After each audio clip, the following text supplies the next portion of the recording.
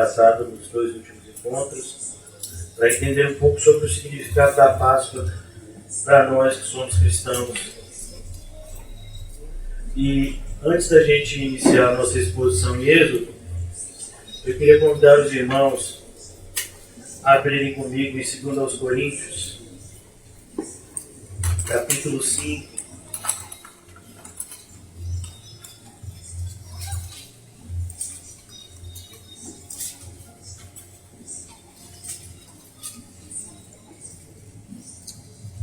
Perdão, 1 Coríntios, capítulo 5. Há uma ordenança, um imperativo para nós enquanto cristãos nesse sentido da Páscoa. Aqui o apóstolo Paulo assim nos ensina, principalmente fazendo um alerta em relação a não permitir nenhum tipo de impureza na nossa vida e nem na nossa comunidade local. Aqui em 1 Coríntios 5, 7, o apóstolo Paulo diz: lançai fora o fermento velho, ou o velho fermento, para que sejais nova massa, como sois de fato sem fermento. Pois também Cristo, nosso Cordeiro Pascual, prestou atenção agora? Cristo é o nosso Cordeiro Pascual. Tudo que nós estudamos nos 2 últimos dias, na sexta e na segunda-feira, em relação à Páscoa que foi instituída pelo Senhor no Antigo Testamento, na saída do povo do Egito, da escravidão. Aqui nós vemos que tudo aquilo era um tipo apontando para Cristo, para o que ele viria fazer. Como também Cristo, nosso Cordeiro Pascual, foi imolado. Por isso celebramos, versículo 8, não com o velho fermento, nem com o fermento da maldade e da malícia, e sim com os asmos. Os asmos, todos vocês sabem, é o pão sem fermento, da sinceridade e da verdade. E para que a gente possa entender também, no livro do Apocalipse, nós temos uma menção ao Cordeiro, e nos é ensinado que o Cordeiro ele foi imolado desde antes da fundação do mundo.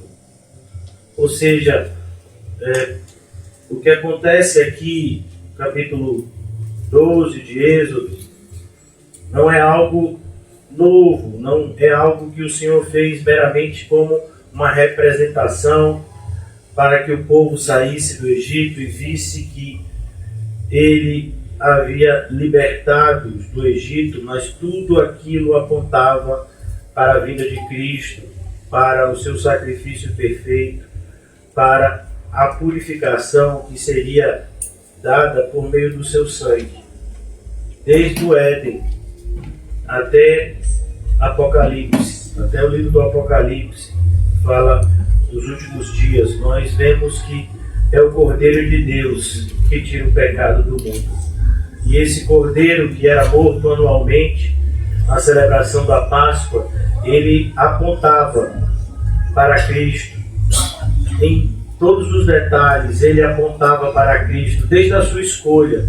Nós já vimos aqui que aquele Cordeiro ele era separado do dia 10 e ficava guardado até o dia 14. Nós vemos isso na pessoa de Cristo, como ele havia sido predito como descendente de Abraão, como descendente de Davi, mas ele só vem no cumprimento dos tempos. Ele já estava separado para essa obra, mas ele vem no tempo devido. Então todas essas características que estão aqui na instituição da Páscoa são características que vemos na obra de Cristo. Por isso é tão importante a gente entender a palavra de Deus, para que ela não seja desvirtuada nas nossas mentes. Agora a gente vai tratar de um assunto, nós vamos concluir o capítulo 12, hoje eu vou tentar ir um pouco mais rápido do que os outros dias, porque eu gostaria de tratar com os irmãos do capítulo 12, do final do capítulo 12 até o capítulo 14, 15, se Deus assim permitir. E nós terminamos a nossa exposição no versículo 36 do capítulo 12. Hoje eu queria conversar com os irmãos a partir do versículo 37, que fala da saída dos israelitas do Egito. O título da nossa mensagem, mais uma vez, é O Cristão e a Páscoa, parte 3, por assim dizer. Assim partiram os filhos de Israel de Ramsés para Sucote, cerca de 600.000 homens a pé. Então faça os cálculos. Cada família tendo em média de 5 a 6 pessoas. Então você tem um contingente bastante significativo de 2 milhões a 3 milhões de pessoas se movendo no deserto. Somente homens, sem contar mulheres e crianças. Versículo 38, subiu também com eles um misto de gente. E olha que coisa linda. Quando prestamos atenção, percebemos que a fé cristã, ela nunca foi e nunca será uma fé que exclui pessoas. Muito pelo contrário. Ela chama as pessoas ao arrependimento e a fazer parte da família da fé. Nós devemos tomar cuidado para não estimular nenhum tipo de separação, seja ela ideológica, seja ela física. Muito pelo contrário. A fé cristã, ela é uma fé que reúne pessoas. E aqui nós vemos que aqueles que saíram do Egito não foram somente os hebreus. Os hebreus, com certeza, eram uma parte. Mas existiam também outros povos que eram escravizados pelos egípcios. E esses povos, aqueles que aderiram à fé hebraica, também seguiram. Aqueles que foram alcançados pela fé no Deus de Israel, que fez todos esses prodígios, eles também foram juntos com o povo de Deus. Isso é um exemplo para nós, tomarmos bastante cuidado para que a gente não se veja esquecidos da obra do evangelismo. Como é importante chamar as pessoas para perto de Cristo. Então aqui, versículo 38, subiu também com eles um misto de gente. Então, pessoas de vários povos, ovelhas, gados, muitíssimos animais. Faraó havia dito que eles levassem tudo, a gente já leu. E cozeram bolos asmos. Que são bolos asmos? Sem fermento. Eles cozinharam e levaram do Egito, pois não tinham levedado, porque foram lançados fora do Egito. Percebe que se ele tivesse sido levedado, não tinha como eles levarem os pães. E aqui, versículo 39, concluindo, não puderam deter-se e não haviam preparado para si provisões. Então, eles saíram exatamente como Deus disse que eles iriam sair, às pressas. Assim é a vida de um cristão. Olha que coisa interessante. Eu queria que você imaginasse um segundo, alguns minutos, a conversão de Mateus, ou de Levi, um publicano, cobrador de imposto. Ele saiu de manhã para trabalhar.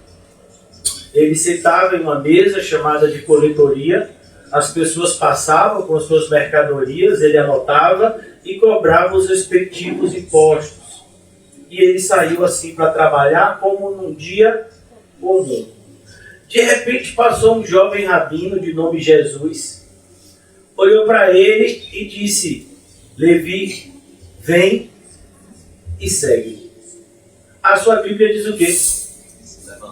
Ele se levantou e seguiu. Mas quem ia ficar no lugar dele? Mas e agora? Ele iria viver de quê? Mas se ele não tivesse feito uma poupança, como é que ia ser agora? Você percebeu que quando a gente se encontra com Jesus, nada mais importa? Por isso que como cristãos, a gente tem que estar sempre de malas prontas. A gente não tem que deixar nada para depois. que ser tudo feito de maneira diligente, porque a qualquer instante pode ser o nosso último instante. Nós somos muito bons em procrastinar as coisas. Pense num povo que é bom em dar desculpa. Mas hoje eu não vou para a igreja porque tem Enem. Você vai fazer o Enem? Não, eu não. Mas é porque a gente fica engarrafado a cidade, fica uma coisa meio tenso assim. Não vou não hoje, porque está ventando muito. Mas vem cá, você vai de paraquedas, você vem usando vento, como é que você vem? Não, eu vou de ônibus, vou de pé. Mas é porque ventando assim incomoda. Meu Deus, como assim? Mas a gente é bom em dar desculpa, né? Mas a gente sabe argumentar. E a gente tem isso desde Adão e Eva, nossos pais segundo a carne. Eles tentaram dar esse mesmo tipo de desculpa. Por isso, cuidado, irmãos. Quando Deus diz para a gente estar preparado, quando o Senhor Jesus fala da importância das 3 regrinhas do discipulado cristão,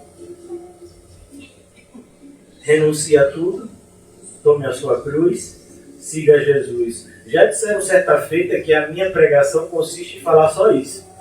Eu disse, que bom que essa pessoa, pelo menos isso, ouviu. Porque se ele seguir isso, ele vai para o céu. Se ele renunciar a tudo, tomar a sua cruz, seguir a Jesus, ele vai para o céu. Mas infelizmente a pessoa que disse isso não tem sinais de que tem seguido esse direcionamento.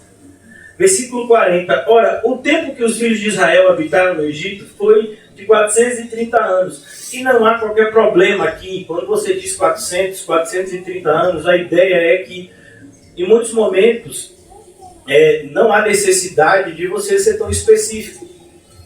É como, por exemplo, uma pessoa pergunta a você, que horas você saiu de casa? Ah, eu saí meio-dia. Mas você não saiu meio-dia, você saiu meio-dia, 5 minutos e 45 segundos. Você vai dizer isso? Não, eu saí de casa meio-dia, 5 minutos e 46 segundos agora. Você diz isso? Não, você diz, eu saí meio-dia de casa. Então aqui na Bíblia você vai ver muito isso. Essa questão de você arredondar. Então muitas vezes é dito, os 400 anos que o povo passou no deserto.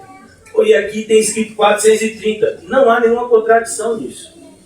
A ideia aqui é de simplificar o texto, até porque essa quantidade específica de ano não vai ser significativa no contexto da história. Ora, o tempo que os filhos de Israel habitaram no Egito foi de 430 anos. Aconteceu, versículo 41, que ao cabo de 430 anos, nesse mesmo dia, todas as hostes do Senhor saíram da terra do Egito. Todas as hostes do Senhor, todo o povo que era do Senhor. A gente ouve falar em hostes lá em Efésios, né? Relacionado ao pessoal do outro lado, o povo de Satanás.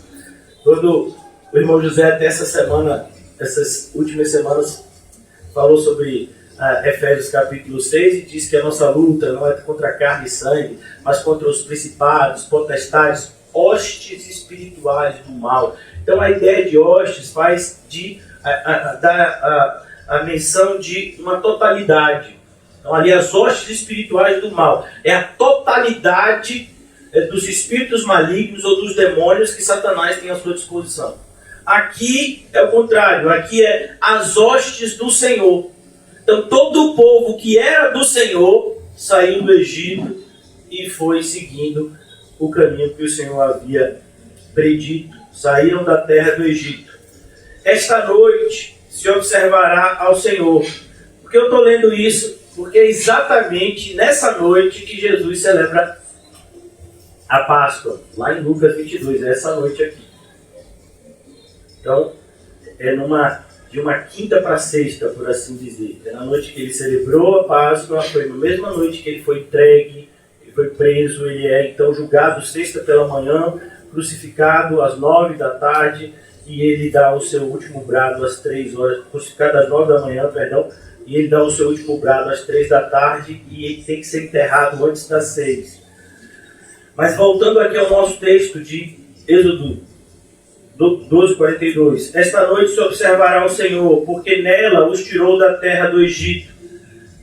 Essa é a noite do Senhor, que devem todos os filhos de Israel comemorar nas suas gerações. Percebe que a Páscoa é uma festa que simboliza a nossa libertação. Assim como a ceia simboliza a nossa libertação do pecado. Todas as vezes que ceiamos aqui na congregação, é sempre um momento de muita reverência, temor, mas com certeza de muita alegria. Porque deveríamos nos recordar de onde Deus nos tirou. Amém. E onde nós estamos e para onde estamos indo. Deveria ser assim toda vez que ceiamos. Disse mais o Senhor a Moisés e a Arão: esta é a ordenança da Páscoa. Percebe que você vai ler aqui, aqueles que prestaram atenção nos estudos anteriores, vai haver aqui agora uma repetição de muitas coisas que já foram ditas. Por que a repetição? Porque a gente se esquece. A gente se esquece muito facilmente do que não deveríamos nos esquecer. Disse mais o Senhor a Moisés e a Arão: esta é a ordenança da Páscoa, nenhum estrangeiro comerá dela. Então, nenhum estrangeiro, que sentido? Nenhum estrangeiro que não se arrependeu, que não fez o voto da aliança, que no caso era a circuncisão. É a mesma coisa, não tem sentido uma pessoa que não é cristã, que não é batizada, ceiar, não tem sentido. Qual é o sentido de uma pessoa que não tem compromisso com Cristo ceiar? A pessoa que está fazendo isso, ela está somente aumentando a sua condenação. Por quê? Porque isso é desobediência. Então, não deve. A pessoa tem que tomar muito cuidado nesse momento. Ah, pastor, e o senhor vai fiscalizar um por um quem é batizado, quem não é, quem deve ser? Eu não. A Bíblia diz: examine-se o homem a si mesmo. A minha função é ensinar. É dizer para as pessoas o risco que elas estão correndo. Como dizer para a pessoa que não quer se arrepender e seguir o Senhor Jesus o risco que ela está correndo em viver de maneira impenitente. Então a gente tem que tomar muito cuidado. Tudo aquilo que fazemos conta. E o que não fazemos também. E disse mais o Senhor: esta é a ordenança da Páscoa, nenhum estrangeiro comerá dela, porém todo escravo comprado por dinheiro, depois de o teres circuncidado, era a prova da aliança, circuncisão, comerá dela. E qual é a circuncisão que conta hoje? A do coração. Quando nós nos arrependemos e cremos em Cristo, o nosso coração é circuncidado. Nós temos uma aliança perpétua com o Senhor. Versículo 45. O estrangeiro e o assalariado não comerão dela. Aqueles que não têm compromisso, aqueles que não têm comunhão com o povo de Deus e com o Deus do povo dele, não há sentido em celebrar algo que condena eles. Por exemplo, a pessoa que não tem compromisso nenhum com Cristo celebra a ceia, mas a ceia diz que Jesus está voltando. E essa pessoa que não tem compromisso nenhum com Cristo, quando Jesus voltar, para ela vai ser alegria ou desespero? Desespero. Então ela está comemorando o quê?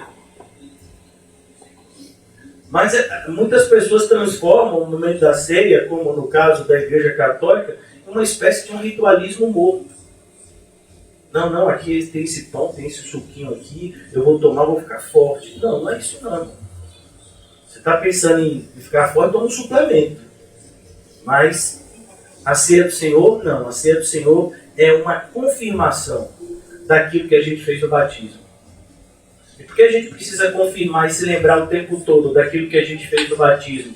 Porque a gente se esquece todo dia. Lutero tinha essa frase tão famosa dele: quando eu me batizei, eu pensei que minha carne tinha morrido, afogada. Mas no outro dia eu me lembrei que ela sabia nadar, miserável. E todo dia ele dizia: quando eu lavo meu rosto, eu lembro do meu batismo e procuro viver conforme a profissão que eu fiz. Então, quando a gente se batiza, normalmente, a pessoa que vai batizar, meu irmão, você se arrepende de todos os seus pecados, você se compromete de andar nos caminhos do Senhor para sempre. Amém. Aí você batiza a pessoa. Você esqueceu da confissão que você fez, da profissão que você fez? A gente se esquece. muito facilmente. E a ceia vem nesse sentido, de nos lembrar o tempo todo. Você precisa morrer para o pecado, assim como Cristo deu a vida por você, para que você vivesse. Então, aqui, continuando agora, versículo 48, versículo 47, perdão, não, versículo 45, o estrangeiro e o assalariado não comerão dela. 46, o cordeiro há de ser comido numa só casa. Então não tem esse negócio de que tem 2, 3 famílias reunidas em uma casa, aí diz, então me dê minha parte da minha comida, eu vou comer na minha casa. Não, você começou a comer aqui, tem que comer aqui. O cordeiro há de ser comido numa só casa. A sua carne não levareis fora da casa em que ele está sendo comido. E nem me quebrareis osso nenhum. Você lembra de que tentaram quebrar os ossos de Jesus? E por que não quebraram? Porque está escrito aqui, não vai quebrar o osso do cordeiro. Quebraram os ossos dos 2 ladrões, inclusive do que foi salvo. Também teve o seu osso quebrado. Mas Jesus, não. O que foi que fizeram com ele? Transpassaram ele com a lança. Mas foi a lança que matou Jesus? De jeito nenhum, ele já tinha entregue a sua vida. A lança só confirmou que ele já havia morrido. No momento em que ele deu o último brado, ele morreu. Ele estava o tempo todo no controle da sua vida, da sua morte e até da sua ressurreição. Esse é o nosso Senhor e Deus. Não quebrareis osso nenhum. O cordeiro não pode ter osso nenhum quebrado. Toda a congregação de Israel o fará. Percebeu? Toda a congregação de Israel tem que fazer desse jeito. Mas e se eu quiser fazer diferente, quer dizer que eu deixo de ser do povo de Deus? Deixa. Porque para ser do povo de Deus, você tem que fazer aquilo que Deus manda para o seu povo. Parece até uma redundância, parece que talvez o que eu estou falando aqui é uma bobagem, mas não é, irmãos. Nos dias de hoje, cada um tem a sua fé. E eu não estou falando isso em relação ao candomblé, ao espiritismo, eu estou falando isso ao evangelho. Não, mas eu acredito no evangelho desse jeito. Aí vem outros, mas eu acredito no evangelho desse jeito. Mas como assim? O evangelho é um só. A Bíblia é uma só. Como assim você acredita desse jeito e outro de outro? Alguém está errado. E quem tiver errado vai se dar mal. Porque a Bíblia nos ensina que o povo perece porque falta conhecimento. Então, se você tem um conhecimento errado, aquilo está lhe condenando. É o que Jesus dizia daqueles que seguiam os fariseus. São guias cegos. Vocês vão seguir eles e vocês vão cair no mesmo lugar que eles. Que lugar? O abismo. Então é preciso que a nossa fé seja precisa. É a redundância. Nossa fé tem que ser bíblica, até na vírgula. Se na Bíblia tem uma vírgula no meio da frase, você não tira a vírgula. Não, mas é melhor se a gente for ler sem a vírgula. Não tira a vírgula. Mas o acento, não tira o acento. Não tira. Você não tem direito de mexer aqui. Você tem o privilégio de ler, entender e cumprir. Isso é privilégio. Porque a Bíblia no nosso idioma é privilégio, é graça. Durante muitos séculos, a Igreja Católica avocou para si esse direito, a Bíblia só era estudada e lida em latim, e o povo, como nós, não tinha acesso a ela. Então, pela providência de Deus, ela começou a ser traduzida para os idiomas correntes. E nós temos ela no português. E muitas vezes não fazemos uso desse privilégio. Versículo 48. Porém, se algum estrangeiro se hospedar contigo e quiser celebrar a Páscoa do Senhor, ser-lhe-á circuncidado todo macho. Então, eu ouvi o evangelho, eu quero ser crente. Não. Agora você tem que ficar 6 meses de quarentena para eu ver se você vale a pena mesmo ser batizado. Não, irmão, não tem isso não. Você sabe que o Deus de Israel é um Deus que Não brinca. Você está fazendo uma aliança aqui com ele. Se você descumprir essa aliança, a sua condenação vai ser mais dura do que aquele que nunca teve aliança. Você sabe disso? Sei, quero fazer aliança. Então vamos fazer. Por isso, se a pessoa chega, eu entendo o Evangelho, eu preciso entregar minha vida, eu tenho que mudar tudo, viver agora para Cristo, quero me batizar, amém. E já sei hoje. Ah, mas tem que ficar 2 meses, fazer o curso. Não, tem isso não. A Bíblia tem? Tem. Mas nas igrejas tem. Quem está errado? A Bíblia ou as igrejas? As igrejas que fazem isso.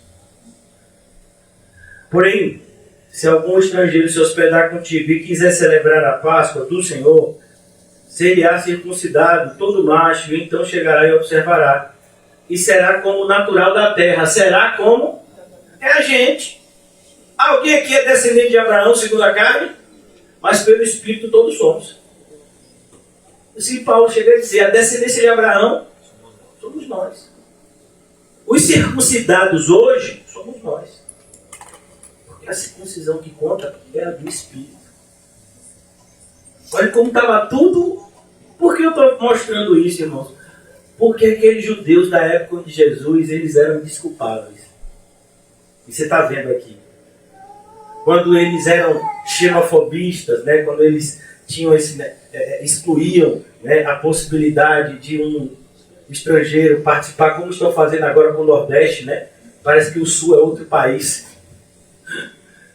Isso faz parte da maldade do ser humano, parece que a gente não enxerga. E se você for prestar atenção, algumas pessoas que falam essas coisas preconceituosas, muitos se dizem evangélicos, viu, nas suas mídias sociais. Imagine, um evangélico que é preconceituoso não é nem com outro país, é com uma região do seu país. Não é loucura? Na época de Jesus existia isso também. Os de Jerusalém tinham preconceito com os da Galileia. E tem fede a peixe. É o pessoal lá que não tem muito acesso assim, à teologia e segunda classe, né, de judeu. Eles são da Galileia. Quando falavam que Jesus era galileu, era no sentido de desprezo. Seria mais ou menos, Jesus é um nordestino. No contexto de hoje seria assim. Então aqui, ele diz, não tem preconceito, ele será tratado como um natural da terra. Mas nenhum incircunciso comerá dela. Mas se você não quiser fazer aliança com Deus, então nem vem. Então você quer ser por quê? Não, porque eu também me sinto assim de Deus, apesar de não ter compromisso nenhum com Cristo. Não, então você não tem que ser. É melhor então você tomar um passe no Espiritismo. Tomar um passe. Você já viu como é passe no Espiritismo? Eu já vi, porque eu já fui. O pessoal olha, você fica assim, né, na frente. Vocês estão dando risada, mas é assim mesmo. E depois eles fazem assim, num monte de copinho de água, você bebe aquela água e diz que é bom, que faz bem para a saúde. Eu já tomei muito passe, já frequentei sempre Espírito. Inclusive, quando eu estava doente, assim, dizendo que ia me ajudar, não me ajudou não. Então, se você quiser fazer esse tipo de coisa, você vai para lá. Aqui não, aqui tem que ser de acordo com a Bíblia. Então, essas igrejas que fazem um monte de coisa e que permitem o que Deus não permite e não permitem o que Deus permite, está tudo errado. A Bíblia é o nosso referencial. Versículo 49. A mesma lei haja para o natural e para o forasteiro que peregrinar entre vós. Percebeu? Não pode ter preconceito. Ah, mas ele não é natural da gente. Ele foi lá, ele viu as 10 pragas, ele ficou com medo, ele agora quer ser do nosso povo, mas ele não é descendência no sangue assim de Abraão, Isaac e Jacó. Não interessa, é igual agora para Deus. Deus não permite preconceito. O homem faz isso, mas Deus não. E o homem que faz isso e se diz de Deus é pior ainda. E a gente tem visto na igreja evangélica tanta gente preconceituosa. Rapaz, é um absurdo. É um absurdo preconceito. O olhar, você percebe pelo olhar diferenciado. Basta você não ter o formato de um evangélico comum, que você já é visto como um pária, assim, né? Como quase que um rival. É isso, irmão. Assim fizeram todos os filhos de Israel, versículo 50. Como o Senhor ordenara a Moisés e Arão, assim fizeram. O Senhor ordenara a quem? A Moisés e Arão. E o povo ouviu da boca de quem? De Moisés e Arão. E obedeceram. Naquele mesmo dia tirou o Senhor os filhos de Israel do Egito, segundo as suas turmas. Depois você vai ver lá na genealogia, né, dizendo as famílias que saíram, tem escrito mais adiante nos livros. Mas eu gostaria de mostrar para vocês aqui só como há uma simetria, né, entre o Antigo Testamento e o Novo Testamento. Abra rapidamente comigo, aqueles que puderem e quiserem, Efésios, na carta aos Efésios.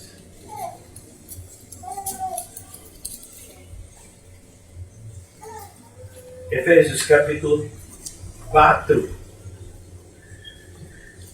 Efésios 4. A partir do versículo 11. E ele mesmo concedeu uns para apóstolos, outros para profetas, outros para evangelistas e outros para pastores e mestres. Na sua Bíblia tem um ponto final? Tem o quê? Qual é o sinal que tem aí? Por que tem vírgula? Porque a frase continua. Então, qual é o propósito de pastores e mestres? Com a vista ao aperfeiçoamento dos santos. Então, você acha que você vai se tornar um cristão melhor em sua casa? Você acha que você vai se tornar um cristão melhor no açougue? No supermercado? No shopping center? Qual foi o lugar que o Senhor pré-estabeleceu para que a gente fosse edificado? A igreja. Aí o povo, não, mas eu não penso assim. E quem te deu essa autorização? Onde é que você vai ser apacentado e ensinado? Com vista ao aperfeiçoamento dos santos, para o desempenho, você vai ser aperfeiçoado para quê? Para se tornar uma pessoa mais culta? Não, para se tornar um servo melhor. Mas se você não quer servir, pode ter certeza que aqueles que não têm desejo de servir, Deus não vai dar graça para eles aprenderem o que deveriam.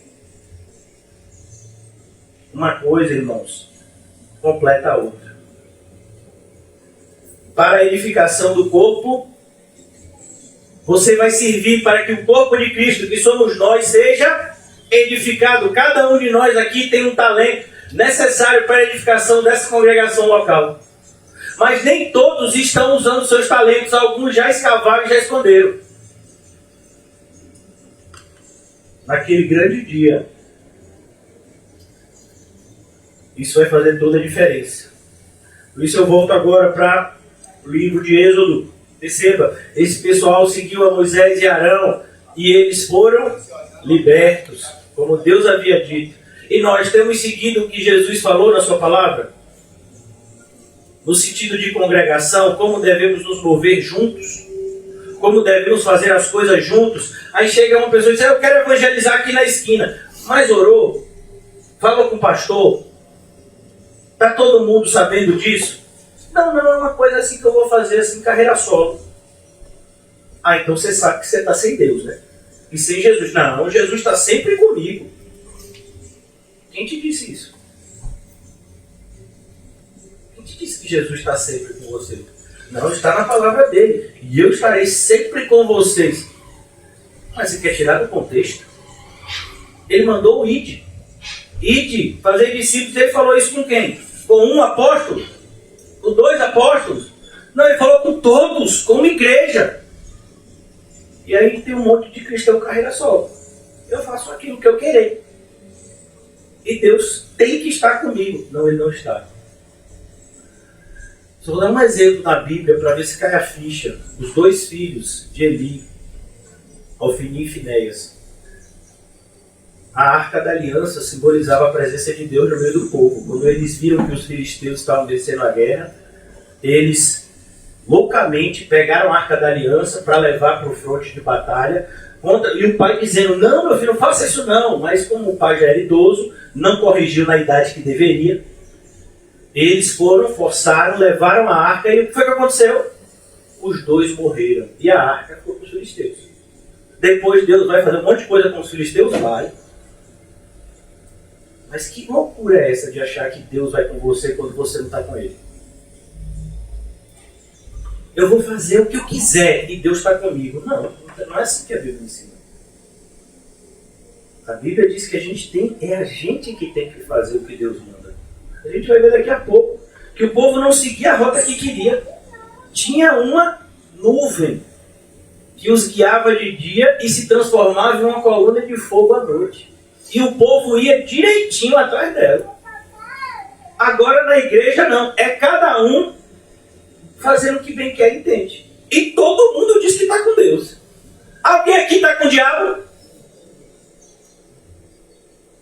E por que a gente não está fazendo a mesma coisa e seguindo a mesma direção? Tem algum problema? Versículo 1 do capítulo 13. Disse o Senhor a Moisés: consagra-me todo primogênito. Consagra-me todo primogênito. Todo que abre a madre de sua mãe entre os filhos de Israel, tanto homens como os animais, é meu. É de quem? É dele. Jesus foi o primogênito de Maria. Por isso que ele foi consagrado. E por que o primogênito, irmãos? O primogênito é aquele que dá honra, é o primeiro.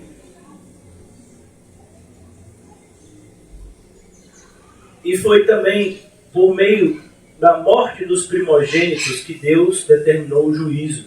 O última das pragas do Egito, qual foi? A morte de todo primogênito, tanto de pessoas quanto de animais. E aqui o Senhor agora diz: vocês não morreram, mas vocês são meus. Eu comprei vocês naquela noite. Você entende que Jesus comprou você? Que quando você se diz, eu sou cristão, então assim, o seu eu morreu. Porque não tem como eu sou cristão e eu faço o que eu quero. Não tem. Porque se você é cristão, Jesus te comprou com o sangue dele. Então você é dele. A ideia do primogênito era mostrar isso, que o Senhor tem propriedade sobre o seu povo. Aqui nesse texto a gente vai até ver uma ligação com uma passagem de Apocalipse que todo mundo tem medo e a maioria entende de maneira errada. A marca da besta na testa e no chip, né? Não é chip não, é na mão. O pessoal que dizia, é o chip da Dilma, é o chip do Lula, é o chip de não sei quem. Só não disse que era chip desse último aí, mas disse que era chip do Michel. Todo mundo ia ter um chip na mão. Até, irmãos, a marca na mão e na testa é maneira de agir e maneira de pensar. E aqui a gente vai ver que o Senhor vai mandar marcar do mesmo jeito. Que coisa. Disse Moisés ao povo, lembrai-vos, versículo 3, deste mesmo dia em que saíste do Egito, da casa da servidão, pois com mão forte o Senhor vos tirou de lá.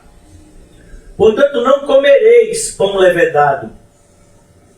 Hoje, mês de Abibe, ou mês de Nisan, estáis saindo, quando o Senhor te houver introduzido na terra dos cananeus, dos heteus, dos amorreus, dos heveus, dos jebuseus. Eles nem tinham ainda fugido.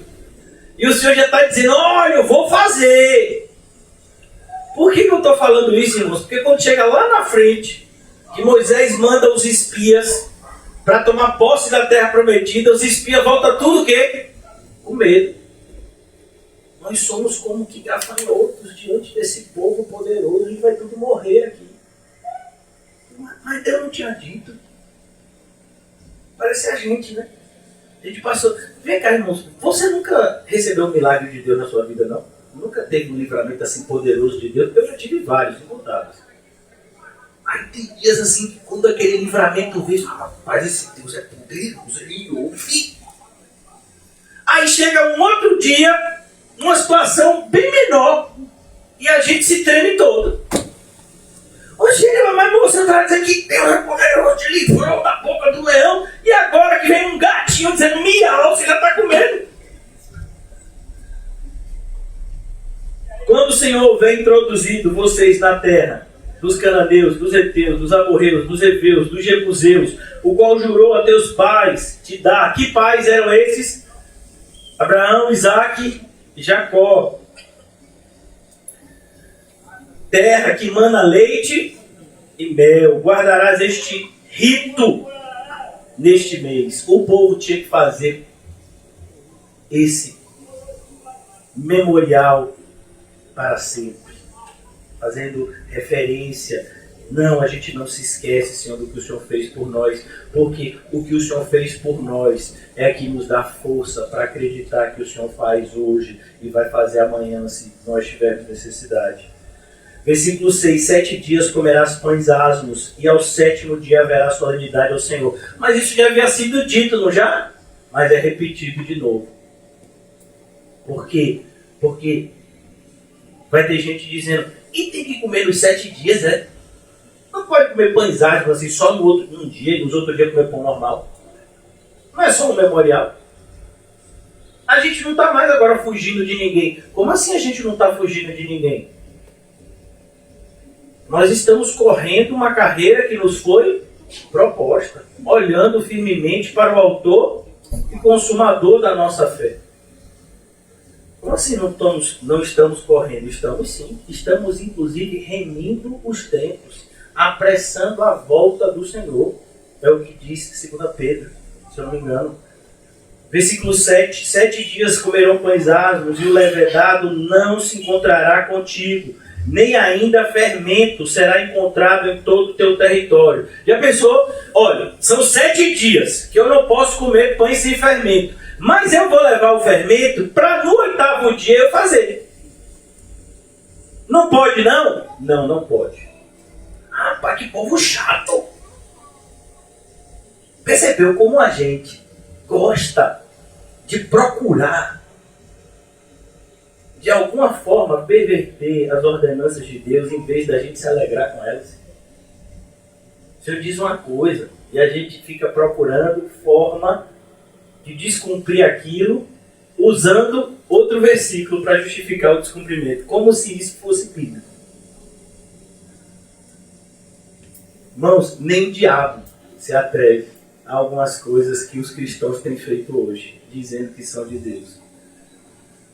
7 dias comerão, não se encontrará fermento com vocês. Versículo 8.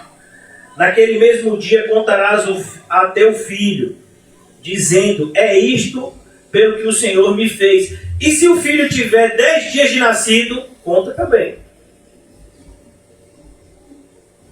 Conta para todo mundo, todos os filhos. Está na barriga, fala para ele, na barriga. Porque é importante que a gente entenda, todos nós nascemos em pecado. Por isso, desde a madre, precisamos ser evangelizados. Ah, pastor, isso é uma bobagem que você falou. É mesmo, o que foi que aconteceu quando Maria foi até a casa de Isabel? Quem é que estava na madre de Isabel? Que começou a pular quando chegou Maria com Jesus na sua madre. Como foi aquilo? Foi coincidência? Não. Essa é a influência que nós temos que ter nos nossos filhos desde que eles estão na barriga. Nós somos muito descuidados em relação a isso.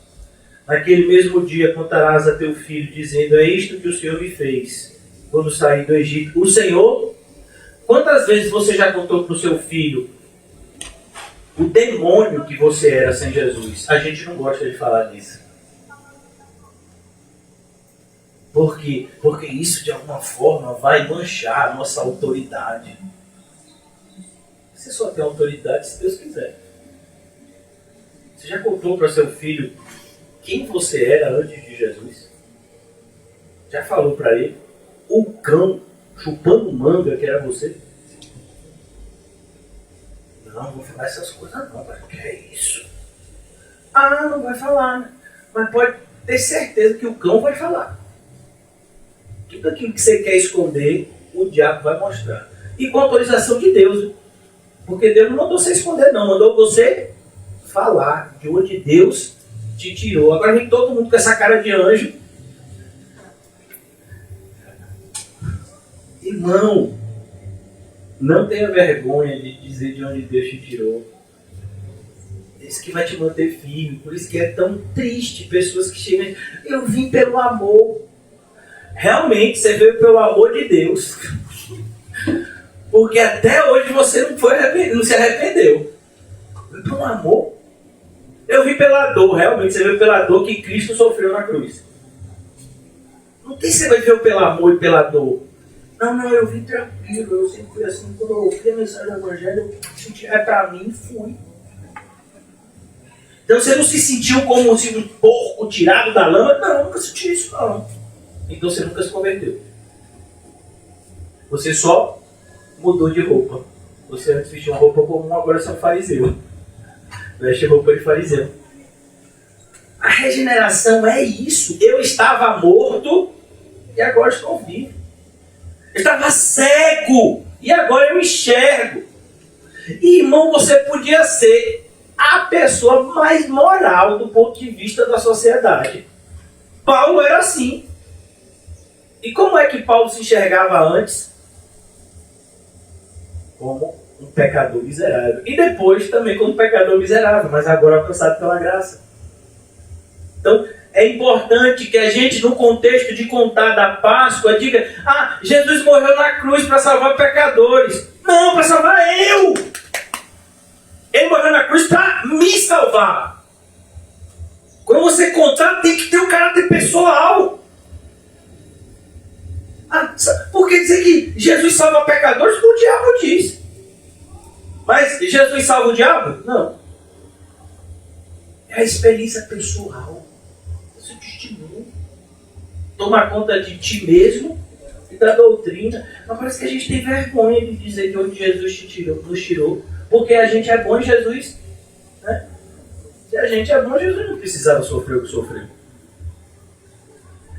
Então, cuidado, irmãos. Aqui está dizendo: naquele mesmo dia contarás a teu filho, dizendo: é isto que o Senhor me fez. É tão bonito. O Salmo 23, que todos nós, eu creio que todos nós aqui, talvez conheçamos de cor. O Senhor, percebeu que Davi não diz é o nosso? Ele é o meu. Quando eu passei por um vale sombrio, Ele me protegeu. Quando os meus inimigos tentaram me pegar, Ele fez uma mesa diante deles. Ele é o meu pastor. É preciso que o nosso cristianismo, irmãos, ele evidencie esse nosso relacionamento real com o nosso Salvador. Não pode ser um cristianismo subjetivo, um cristianismo abstrato, um cristianismo que fala de tudo, mas ao mesmo tempo não traz isso para a realidade pessoal dos ouvintes. Por isso que está escrito aqui: você vai falar como Ele tirou você de lá. E será, versículo 9, e será como um sinal na tua mão e por memorial entre os teus. Onde é que fica entre os nossos olhos? Aqui. Sinal aonde?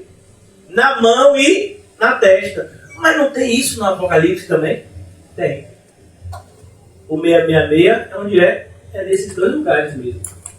Por quê? Porque ou você tem o selo de Deus, ou você vai ter o selo do diabo. Porque só tem esses dois times.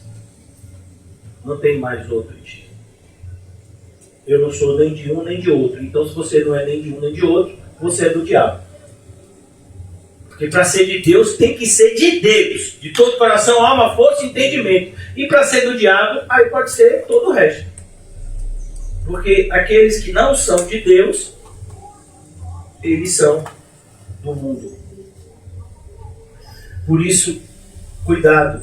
E assim será como um sinal na tua mão e por memorial entre os teus olhos, para que a lei do Senhor esteja na tua boca, pois com mão forte o Senhor te tirou do Egito. Você sente assim, crente? Você sente que o Senhor te tirou do Egito ou você ainda quer voltar para lá? Porque está escrito que no seu coração, esse povo aqui, grande maioria dele, voltou para o Egito. E por isso foi morto pelo Senhor no deserto. Cuidado. Portanto, guardarás esta ordenança no determinado tempo, de ano em ano. Versículo 11. Quando o Senhor te houver introduzido na terra dos cananeus, como te jurou a ti e a teus pais, quando houver dado, apartarás para o Senhor todo o que abrir amado, e todo primogênito dos animais que tiveres, os machos serão do Senhor. Porém, todo primogênito da jumenta resgatarás com cordeiro. Se não resgatares, serás desnucado. Mas todo primogênito do homem entre teus filhos resgatarás. Então o Senhor está dizendo aqui, olha, você não precisa matar o seu filho, você vai resgatar ele. Foi o que José e Maria fizeram quando levaram Jesus no templo. Ali era o resgate. Eles eram pobres, eles não podiam dar um cordeirinho. Então o que é que eles fizeram? Um par de aves, de rolas, né? Que se chamava essas aves da época. Aqui ele diz: apartarás. Versículo 14. Quando teu filho amanhã te perguntar: que é isso? Ó, quando teu filho te perguntar o que é isso? Irmãos, como é que um crente, ouvindo tudo isso aqui, ainda fica em dúvida se deve comprar o ovinho da Páscoa e o coelhinho da Páscoa? É brincadeira, né? E tem gente que ainda queria que na igreja o pastor se disfarçasse de coelhinho no período, para as crianças se entreterem. Ele está dizendo que é para ensinar para as crianças. E aí tem o povo do nada demais, mas isso não tem nada demais. Como assim não tem nada demais? Não tem nada demais. A oportunidade que você tem de mostrar para o seu filho, filha, neto, bisneto, tataraneto, seja lá, que você é diferente e que ele também tem que ser. Porque se ele não for diferente, se ele não seguir o caminho de Deus, ele vai para o inferno quando ele crescer, ou até antes disso. A gente não gosta de falar coisas assim, porque entristece, ó, o pastor tirando a alegria da gente. A gente quer festejar aqui, o pastor, ó, joga um banho de água fria. Vai festejar o quê, irmão? Sua desobediência. Quando teu filho amanhã te perguntar: o que é isso? Você está dizendo o quê? Quando você levou seu filho no período entre março e abril, que fica os ovos da Páscoa tudo estendido nas lojas, né? Meu pai me deu, o que é isso? Aí você diz: crente. Isso daí é a impiedade do homem, que não aceita a palavra de Deus. E você, criança, eita Deus, arrependa-se de querer um ovo da Páscoa, viu? Vocês estão dando risada, mas é sério. Que isso é concupiscência. Você acha que criança não tem concupiscência, não é? Leva ela numa loja de brinquedo para você ver o que é concupiscência. Você chega para uma criança numa loja de brinquedo e diz: você pode pegar o que você quiser. Meu filho, você vai falir. Ela vai pegar até o que ela não sabe o que é. Você não precisa disso tudo, meu filho. Precisa, meu pai. A gente nasce com pecado aqui, ó. Bebezinho, ali tem um bebezinho. Gabriel, ele nasceu em pecado. Vamos imaginar que a irmã Fabiana está cansada de noite. Acabou de dar de mamar para Gabriel. Aí ele acorda de novo querendo mais mamar. A irmã Fabiana diz: ô Gabriel, anda um pouquinho, filho, deixa a mamãe descansar, daqui a meia hora eu te dou. Você acha que ele para de chorar? Para, meu. Ué! Meu filho, deixa sua mãe descansar um pouco. Seja crente, meu filho. Ué! Não, meu filho, ele quer a satisfação da vontade dele. O que é isso? Pecado. A gente gosta de dar nome? Não, a gente não gosta, porque falar que criança tem pecado é feio. A Igreja Católica ensinou que criança não tem pecado. Quem disse que não tem pecado? Tem sim. Mas criança não vai para o inferno. Quem te disse? Deus mandava matar todo mundo.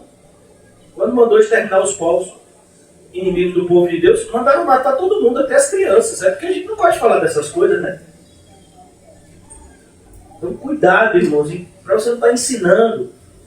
Ou na sua negligência de deixar de ensinar, o diabo ocupa o espaço. Aí quando você vai ensinar já é tarde demais, a mente já está ocupada. Quando teu filho amanhã te perguntar o que é isso, responder-lhe-ás: o Senhor com a mão forte, nos tirou da casa da servidão. Pois sucedeu que, endurecendo-se Faraó, para não nos deixar sair, o Senhor matou todos os primogênitos na terra do Egito. Eu queria que você parasse aqui só um segundo. Endurecendo-se Faraó. Mas quem foi que endureceu o coração de Faraó? Mas Deus fez isso tirando a responsabilidade de Faraó? Não. Faraó continuava sendo responsável. A ideia de endurecer o coração é Deus cria circunstâncias para que fique evidente o que está dentro do coração da pessoa. Deus não manipula ninguém. Deus criou seres responsáveis. Isso agride a soberania de Deus de forma nenhuma. Todo homem é responsável e Deus continua sendo soberano sobre toda a criação. É assim que a Bíblia ensina, é assim que nós professamos e cremos. Pois sucedeu que, endurecendo-se, versículo 15, Faraó, para não nos deixar sair, o Senhor matou todos os primogênitos na terra do Egito, desde o primogênito do homem até o primogênito dos animais. Por isso eu sacrifico ao Senhor. Por isso, quem sacrifica? Quem? O leitor, eu. Eu sacrifico ao Senhor. Você é crente, você não sacrifica mais animais, mas você apresenta o seu corpo vivo, santo e agradável a Deus. Esse é o nosso culto racional. Romanos capítulo 12. Eu sacrifico ao Senhor todos os machos que abrem a madre, porém a todo primogênito de meus filhos eu resgato. Olha a pessoalidade. É você que tem que fazer isso. Quando o seu pecado está te fazendo tropeçar, quem vai arrancar o seu olho é seu irmão? Quem vai arrancar o seu pé? Já pensou você chegando numa clínica dessa, num hospital do SUS? Eu quero me consultar com o médico. Não, aqui é só emergência, mas é uma emergência. O que foi, rapaz? Minha mão está me fazendo pecar, o médico tem que tirar ela. Você acha que o médico vai querer tirar a sua mão? Não vai. E mesmo que ele tirasse, seu pecado ia continuar. Porque só vale quando é você. É você. Porque se outra pessoa tira a sua mão, ela continua no seu coração, fazendo os mesmos erros. Você tem que tirar para mostrar que ela não está mais no seu coração. A gente gosta desse evangelho falso em que as pessoas, entre aspas, se sacrificam por nós. Você já viu esses falsos apóstolos e bispos e tantos nomes que eles se autodenominam? Eu vou passar não sei quantos dias no monte, quando eu descer, vocês serão abençoados. Aqui na nossa congregação, 300 pastores se reunirão para orar de maneira ininterrupta para abençoar vocês. Mas se vocês continuarem pecando, tem alguma bênção? A bênção, irmãos, é pregar a verdade para que você se arrependa. Se você não se arrepender e crer em Cristo, não tem como ser abençoado. Não tem oração poderosa, irmão. A verdadeira oração poderosa é a que Cristo fez em favor do seu povo, dos eleitos. Mas nós somos tão fáceis de ser enganados. Basta alguém ter aparência de santidade e a gente já está ouvindo e seguindo. Isto será como sinal na tua mão e por frontais. Percebeu a repetição? De novo, no mesmo capítulo. Entre os teus olhos, porque o Senhor com mão forte nos tirou do Egito. Você lembra o dia da sua conversão? Você lembra o momento exato em que você, que se sentia perdido, teve aquela alegria quem foi achado e não está mais perdido agora. A gente chama essa alegria de alegria da salvação. Davi chamava ela assim. Mas é a alegria do perdido que foi achado, do morto que reviveu. O diabo quer te roubar isso de nós, porque ele sabe como isso é poderoso para nos motivar a continuar crescendo na graça e no conhecimento do Senhor. Versículo 17. Tendo o faraó deixado ir o povo, Deus não o levou pelo caminho da terra dos filisteus. Se vocês pegarem um mapa, vocês vão perceber que o caminho que Deus manda com que Moisés leve o povo é um caminho mais longe. Porque da região lá de Israel até o Egito tem um caminho por terra seca. Inclusive, o pai de Jesus fez esse caminho quando ele era pequenininho com Maria. Não foi para o Egito, fugindo lá da ira de Herodes. Então, mas ele enviou por outro caminho que passava exatamente pelo mar, que a gente chama de Mar Vermelho. Então, nem sempre, ou melhor, quase nunca, o caminho mais fácil na nossa mente é o que Deus quer que a gente faça. Por isso que há um alerta no livro de Provérbios. Há caminhos que aos nossos olhos parecem o melhor caminho. Em algumas traduções diz parecem ser bom, mas a expressão é o melhor caminho. É bom no sentido de que é o melhor. É como aquela pessoa que analisou todas as rotas e disse, esse é o melhor. Nesse eu vou me dar bem. E aí, qual é o complemento? Mas é um caminho de morte. Então, a gente precisa tomar cuidado. Daí a necessidade, José até falou sobre isso na terça-feira, de orar o tempo todo. Nosso direcionamento de Deus vem pela sua palavra, mas vem também, muitas vezes, nos nossos momentos de oração. Tendo Faraó deixado ir o povo, Deus não levou pelo caminho da terra dos filisteus, posto que mais perto, perceba, era mais perto se eles fossem por aquele caminho. Pois disse, para que porventura o povo não se arrependa vendo a guerra e torne ao Egito. Deus já sabia que o povo era o quê? Covarde. Se o povo chegasse, visse o filisteu, eu já voltei. Faraó, recebe a gente de novo. Olha, irmãos, Deus é tão maravilhoso que Ele vai estreitando o caminho para a gente aos poucos.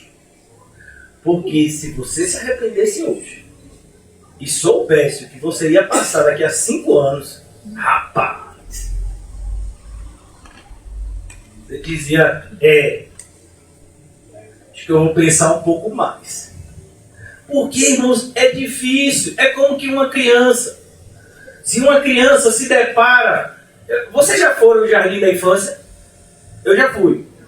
Né? Minhas filhas todas estudaram, né, no jardim da infância. E eu me lembro da minha filha primogênita,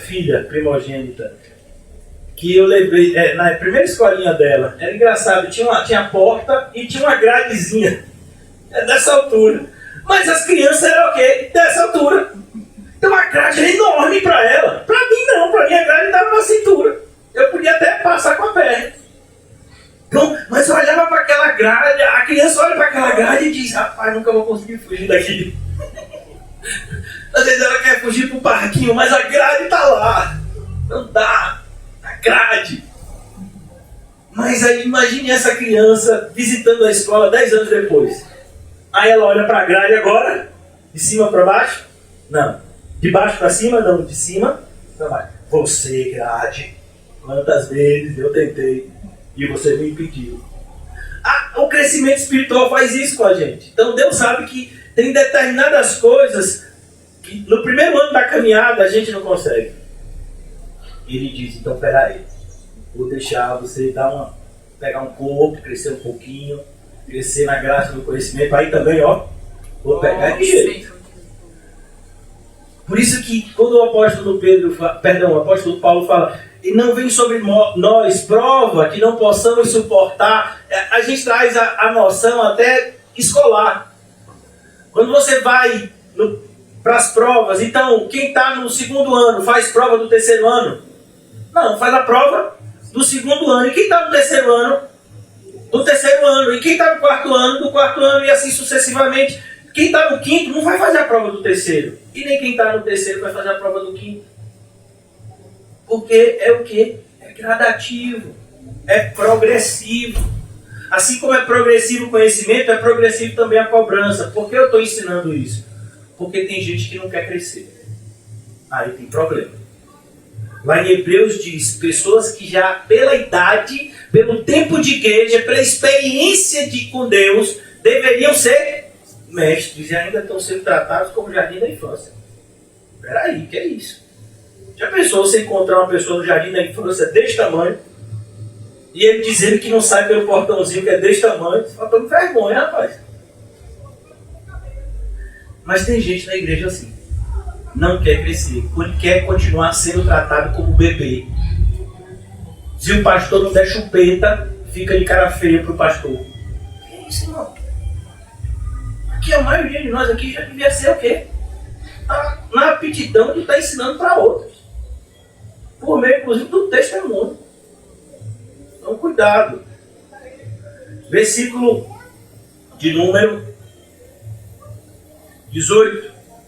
Porém, Deus fez o povo rodear pelo caminho do deserto, perto do Mar Vermelho.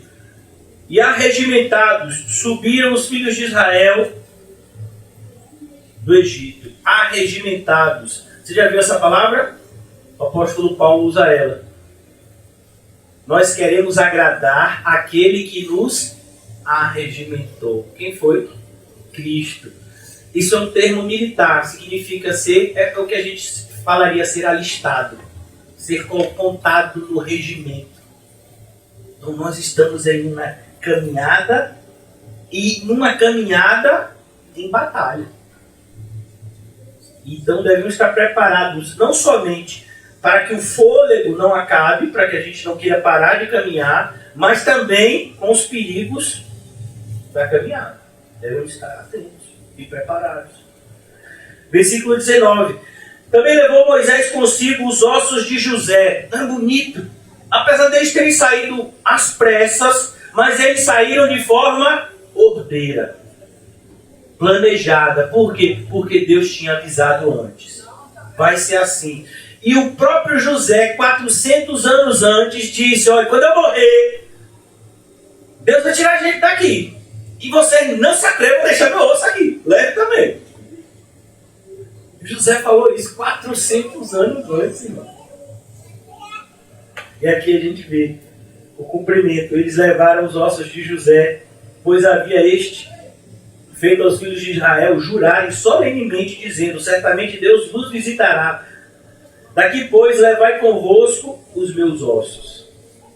Lá no livro de Gênesis. Versículo 20. Tendo, pois, partido de Sucote, acamparam-se em Etã, à entrada do deserto. O Senhor ia diante deles durante o dia numa coluna de nuvem, para guiar pelo caminho, durante a noite numa coluna de fogo. Você percebeu que nós, como cristãos, devemos estar sempre olhando para o Senhor no sentido de fazer o percurso que Ele determinou e não o que nos é agradável. É importante. Por que tantos que se dizem evangélicos evitam momentos de oração e leitura da Bíblia? Por quê? Porque são nesses momentos em que nós recebemos a rota que devemos percorrer. Rota que muitas vezes a gente quer evitar. Pela dificuldade, pela desconfiança. O Senhor ia diante deles, durante o dia, numa coluna de nuvem, para os guiar pelo caminho. Você tem sentido isso na sua vida, irmãos? Porque é isso que é ser achado. O contrário é estar ainda perdido. Vocês se lembram da parábola que o Senhor Jesus conta em Lucas 15? Qual é a parábola que todos nós conhecemos? Inclusive, eu creio que todos nós já devemos ter visto o desenho bíblico do filho pródigo. Não? Se não viu ainda, veja. Lá nessa parábola do filho pródigo, que não tem filho pródigo na parábola, só para ficar claro, mas ela fica sendo conhecida assim na tradição. Mas você, prestando atenção no texto, percebe que os dois filhos estão perdidos. Um filho se perdeu e voltou, mas o outro estava perdido dentro da casa do pai. E ao que tudo indica, nunca foi achado. Você já leu aquela parábola até o final? Você vê o arrependimento do filho mais novo, não vê? Mas e do filho mais velho, você vê? Na parábola não tem nada. É porque muitas vezes a gente não presta atenção nesse aspecto. Mas não tem o arrependimento dele. E Jesus estava falando justamente daqueles judeus da época dele, que rejeitaram a ele. Eles eram esse filho mais velho, estavam ali com o pai. Tinham direito à herança, mas ainda estavam perdidos na casa do pai. Quantos evangélicos estão perdidos nas igrejas que se dizem evangélicas? Nunca foram encontrados por Jesus. Nunca tiveram a sua vida mudada. Nunca tiveram a experiência de receber um novo coração. De ter uma mentalidade cristã. Como está escrito em 1 Coríntios 2, nós, porém, temos a mente de Cristo. Então, se você não se sente guiado no dia a dia, irmão, tem alguma coisa errada na sua vida. Para os guiar pelo caminho durante a noite, numa coluna de fogo, para os alumiar, a fim de que caminhassem de dia e de noite. Não tinha descanso. Já pensou? De noite eu quero dar uma esticada de perna. Não, meu filho, bora. Caminhando. Só para quando ele mandar parar. Nunca se apartou do povo a coluna de nuvem durante o dia, nem a coluna de fogo durante a noite. É preciso, irmãos, que a gente se pergunte onde está o Senhor que nos guia. Porque senão todos os nossos rituais aqui, se é que são rituais para alguns, mas tudo aquilo que a gente pratica aqui, seja palavra, seja louvor, seja oração, seja um ato de comunhão, tudo que fazemos aqui, se não é uma consequência do nosso relacionamento íntimo com Jesus, é falso. É preciso que a gente tenha um relacionamento com Jesus. É isso que diferencia a fé cristã bíblica de toda religião do mundo, inclusive a religião evangélica. Nós não ensinamos ritos, ritualismos, nós não ensinamos práticas mortas, mas nós ensinamos um relacionamento vivo com Cristo, a ter um relacionamento vivo com o nosso Salvador. Por isso que todo cristão verdadeiro, ele vai ser diagnosticado com esquizofrenia. Você já imaginou você indo para o psiquiatra? O que foi? Não, é que hoje de manhã eu entrei no meu quarto, eu falei com Deus e Deus me mandou fazer isso e isso. Clomazepam, sei o que mais. Você compra esses remédios aqui, viu? Irmãos, qual é o diagnóstico que recebe uma pessoa que está falando com quem não vê e ouvindo a voz de um ser que não pode ser visto? Qual é o diagnóstico que uma pessoa dessa receberia? A gente não pensa, né? Louco. Mas isso é o cristianismo, isso é o cristão. O cristão, ele fecha a porta do seu quarto em secreto e aí ele fala em secreto com Deus que está lá. E Deus não só ouve, ele responde. Aí você se levanta naquele momento de oração, se sentindo a pessoa mais poderosa do mundo. Não em você, porque você já sabe que você é a pessoa mais fraca do mundo, mas porque você está com aquele que é o mais poderoso do seu lado. Uma pessoa não faz uso do momento de oração, irmão. Cadê essa coluna que nunca se aparta da gente? Por isso que nas cartas do Novo Testamento é sempre dito para a gente: orem sem cessar. mostrando que não há uma necessidade de só orar na igreja, como alguns pensavam, ou de só orar no meu quarto em secreto. Não, eu estou no ônibus, eu estou orando. Eu estou num carro, eu estou orando. Eu estou andando na rua, eu estou orando. Eu estou no meu ambiente de trabalho, eu estou orando. Eu estou em casa, em um momento de descontração, eu estou orando. Eu estou em casa, cumprindo as obrigações de casa, eu estou orando. Por quê? Porque eu preciso sempre desse referencial de Deus para me guiar. Senão eu vou me desviar. Se desviar, e olhe, preste atenção para que você não perturbe o que eu vou dizer. Se desviar para um cristão é algo natural. O difícil é a gente se manter no caminho reto. Então, por isso a gente tem que orar e vigiar. Para se manter no caminho reto. Porque se a gente perder a atenção um segundo, a gente se desvia. É como uma pessoa que está com um barco no mar. Se ele não tiver atracado, se ele não tiver lá com uma âncora, ancorado, se o barco estiver lá parado, você está lá na beira da praia. E aí você começa a olhar para o céu. 5 minutos você olha e você já está praticamente no meio do oceano. Você diz, mas eu não dei uma remada. Por que esse barco veio parar aqui? Pelas ondulações naturais do oceano. Da correnteza natural. Então, é a nossa inclinação natural pecar, falhar. Por isso a gente tem que esmurrar o nosso próprio corpo. Por isso a gente tem que cortar a mão, arrancar olho, cortar pé. Porque a gente tem que lutar. Agora podemos com Cristo, antes não podíamos. Antes nós nem enxergávamos essa batalha espiritual do bem e do mal dentro da gente. Agora a gente enxerga e é capaz de travar uma batalha e triunfar em Cristo Jesus. Porque Ele tem nos dado ferramentas e armamento para isso.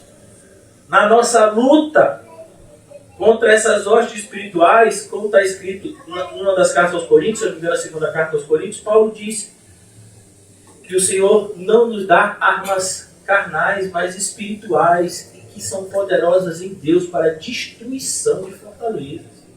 Então nós temos sim a capacidade de lutar e triunfar. Mas é preciso que a gente vigie. Eu vou concluir aqui por causa do horário. Os irmãos que foram ministrar, distribuir a ceia, podem já fazê-lo. Mas eu gostaria de pensar um pouco no que a gente vai fazer agora, que é a ceia do Senhor, à luz do que a gente estudou aqui hoje, na segunda e na sexta-feira. Quando o apóstolo Paulo escreve aos irmãos de Coríntios, todos vocês sabem a realidade de Coríntios, uma igreja que se achava espiritual, mas aí estava sendo imatura em muitos aspectos. Paulo então escreve essa carta para que a igreja fosse exortada e corrigida. E quando lemos a segunda carta aos Coríntios, essa primeira carta teve êxito sim, muitos se arrependeram e de fato se voltaram à verdade que haviam se esquecido. Mas olha, eu vou fazer a leitura aqui de 1 Coríntios a partir do versículo 17, porque tudo isso está interligado com o que a gente está estudando e pela graça de Deus, se Deus permitir, a gente ainda vai estudar que é a ceia que o Senhor Jesus celebra no Mateus 22, em Lucas 22. Mas olha como Paulo escreve aos Coríntios, 1 Coríntios 11, 17. Nisto, porém, que vos escrevo, não vos louvo. Ele está dizendo o quê? Eu estou escrevendo, vou falar de um assunto agora, que vocês estão reprovados, que vocês estão praticando de forma errada. Porquanto vos ajuntais não para melhor, e sim para o pior. Já pensou isso? Então quer dizer que o que a gente vai fazer aqui, ceiar, não é para o melhor? Pode ser para o pior? Pode ser para o pior. Então ele diz, porque antes de tudo estou informado a haver divisões entre vós. Paulo estava em Corinto? Não, Paulo estava longe de Corinto. Mas Paulo foi avisado do que estava acontecendo em Corinto e escreveu essa carta. Por isso a redação, eu estou informado. Isso é fofoca? Não, isso não é fofoca não. nome disso é zelo pela casa de Deus, e é muito diferente de fofoca. Fofoca é você falar uma coisa no intuito de denegrir, diminuir alguém. Zelo pela casa de Deus é quando você vê irmãos e irmãs, obrigado, irmão, que não estão vivendo como deveriam e não estão mudando. Continuam na prática aberta de uma vida diferente dos padrões pré-estabelecidos pela palavra. Então, o zelo pela casa do Senhor nos compele a exortar e muitas vezes a fazer isso de público, como eu faço, apesar de muitos ainda não compreenderem. Paulo parece que não ligava muito para isso, né? Porque até mesmo importa, e aqui agora no versículo 18, pois antes de tudo estou informado a haver entre vós divisões, quando vos reunis na igreja, e eu em parte o creio. Olha o que Paulo está dizendo. Porque até mesmo importa que haja partidos entre vós, para que também os aprovados se tornem conhecidos em vosso meio. Então Paulo está dizendo, só tem uma divisão na igreja. O que está fazendo certo e aquele que está fazendo errado. Quem dera tivesse todo mundo fazendo certo. Era para que fosse assim. Mas não pode haver nenhum outro tipo de divisão. A divisão é, tem gente que está fazendo certo e tem gente que está fazendo errado e tem que se arrepender. Versículo 20. Quando, pois, vos reunis no mesmo lugar, não é a ceia do Senhor que comeis? O apóstolo Paulo diz, não é a ceia do Senhor que comeis? Aqui não é uma pergunta não, irmãos. Aqui é uma afirmação. Ele está dizendo, não é a ceia do Senhor que vocês estão comendo. Não é.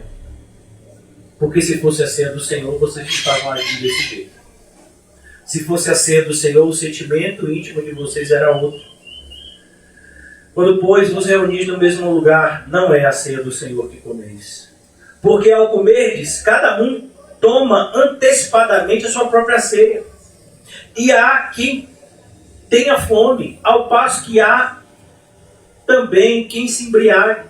E aqui, irmãos, a ceia do Senhor, ela era o momento mais especial dessa festividade que era celebrada toda semana na igreja primitiva, na igreja do primeiro século, que era a festa chamada de festa ágape, ou festa do amor, onde os irmãos se reuniam, cada um trazia, cada um trazia, segundo a sua condição, algo para comer com os demais, e eles passavam um tempo, o dia, às vezes até o dia todo em comunhão, e eles sentavam em mesas, obrigado, irmão, e eles dividiam aquele alimento, só que começou a acontecer o seguinte, quem tinha mais condição se sentava com quem tinha mais condição, e aí tinha uma mesa farta. E aqueles que não tinham condição se sentavam com os que não tinham condição, e tinha mesa que não tinha nada ou quase nada. É o que a gente vê em muitas igrejas. Tem o culto que você sabe que vai os pobres. E tem o culto que você sabe que vão os ricos.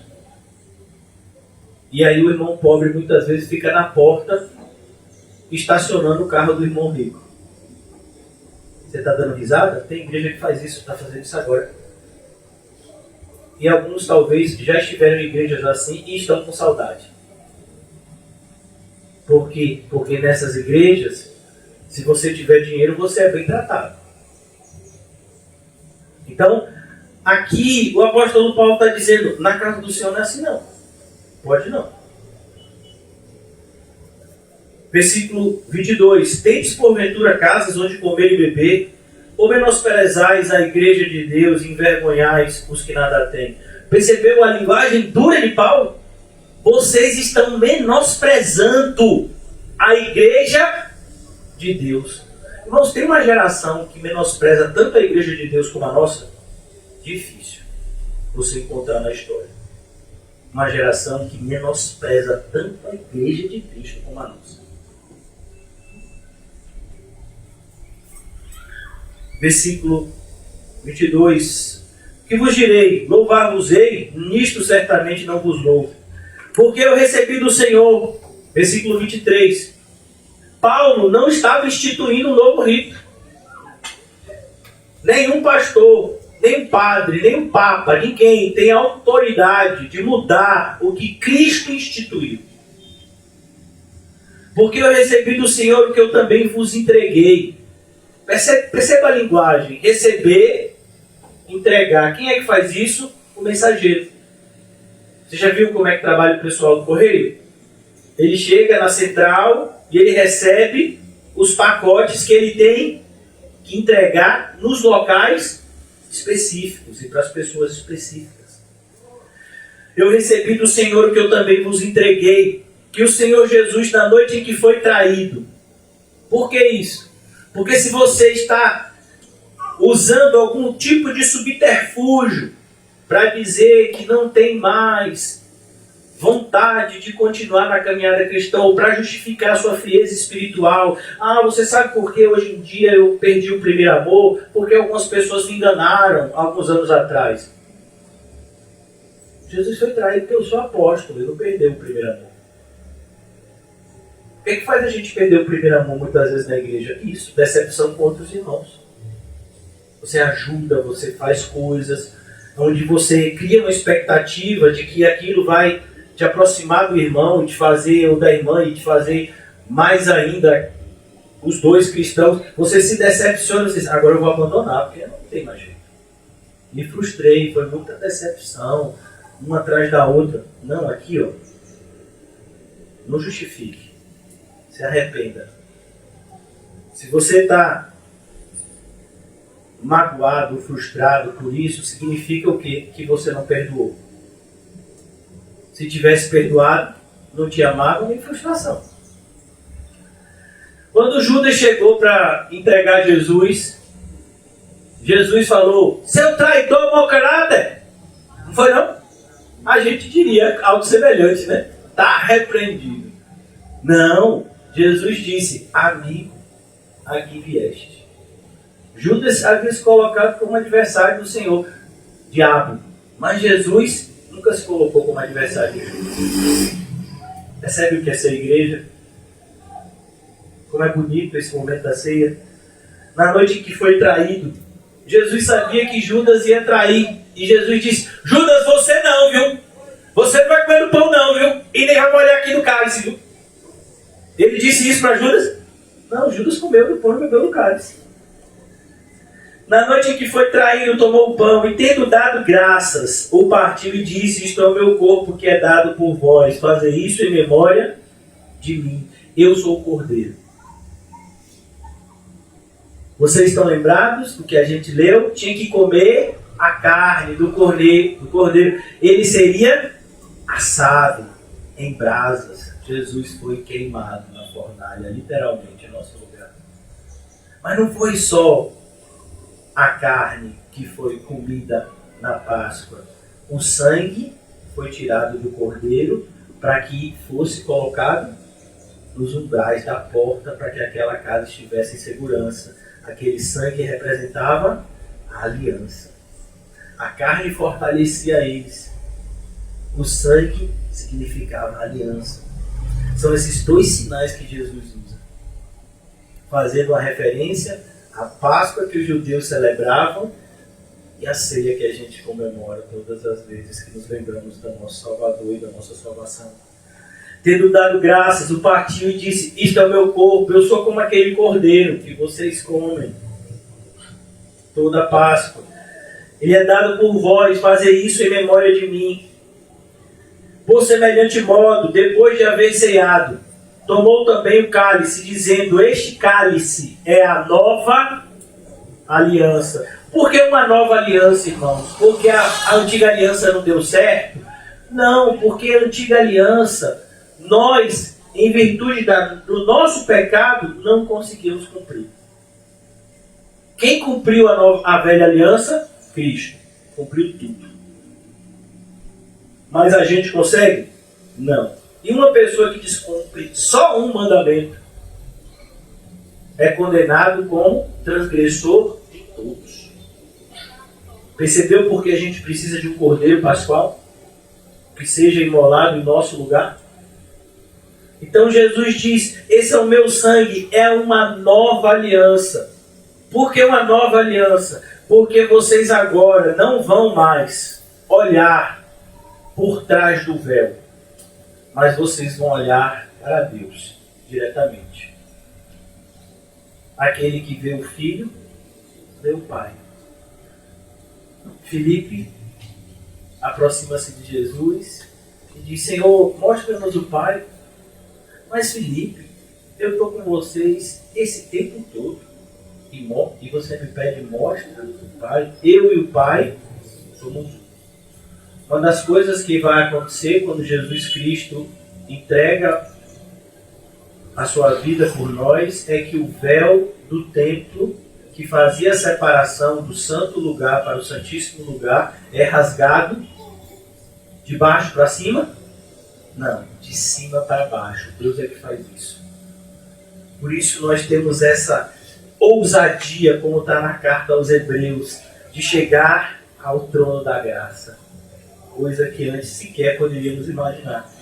Por semelhante modo, depois de haver ceado, tomou o cálice, dizendo, este cálice é a nova aliança no meu sangue. Fazei isto, façam. Perceba, há um imperativo, a semelhança do imperativo da Páscoa dos judeus.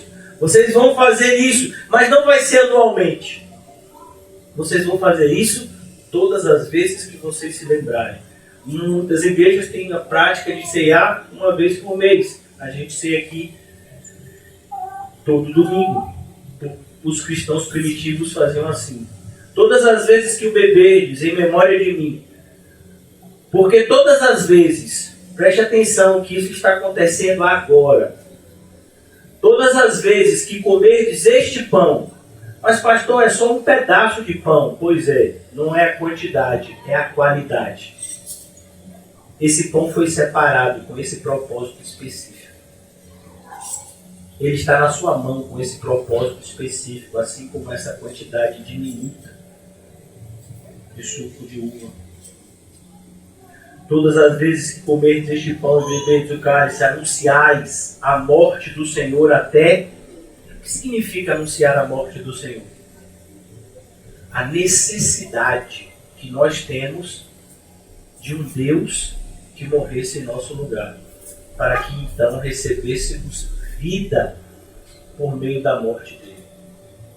Isso é anunciar a morte do Senhor. Anunciar a morte do Senhor significa confessar toda a minha pecaminosidade e glorificar toda a santidade de Deus que me alcança de maneira imerecida.